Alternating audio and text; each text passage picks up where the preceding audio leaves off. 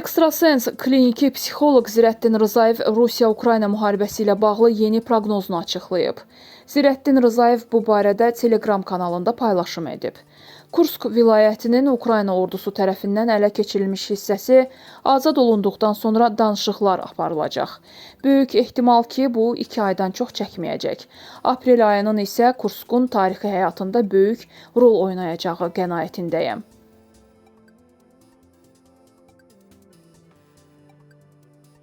Ola bilər ki, kabinetlərdə oturaraq bəzi şeyləri görmürük. Siz yerlərdə birbaşa seçicilərlə təmasda olaraq bizim görmədiyimiz məsələləri çatdıra bilirsiniz.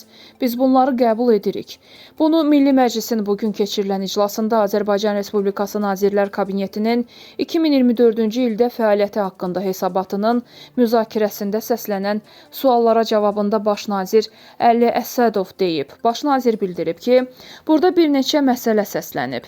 Təbii olaraq hökumət üzvləri prezidentin tapşırıqları və qoyulan hədəflərə çatmaq üçün bəzi məsələləri dəfələrlə müzakirə edirlər.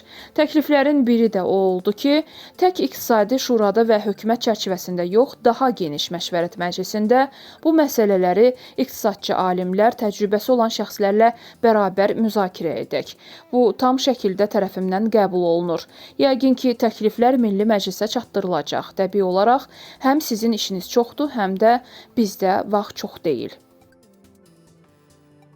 Paytaxtın Xətai rayonu ərazisində Baku-Bas avtobusu qəza törədib. Hadisə Həzi Aslanov metro stansiyasının qarşısında qeydə alınıb. Baku-Bas MMC-dən bildirilib ki, bugün saat 10:20 radələrində 11 nömrəli müntəzəm marşrut xətti üzrə hərəkət edən dövlət qeydiyyat nişanlı 90 JY 786 avtobusun iştirakı ilə Məhəmməd Hadi küçəsi 298 ünvanında yol nəqliyyat hadisəsi baş verib. Nəqliyyat vasitəsini idarə edən sürücü Təhməzov Raminin verdiyi ilkin məlumata əsasən, avtobus hərəkət zamanı ehtiyatsızlıq səbəbindən yol kənarında dayanan digər nəqliyyat vasitələri 10KR 201 və 77 HS 309 dövlət qeydiyyat nişanlı avtomobilləri zədələyib. Bununla bağlı aidiyyatı qurumlara məlumat verilib və lazımi araşdırmalara başlanılıb.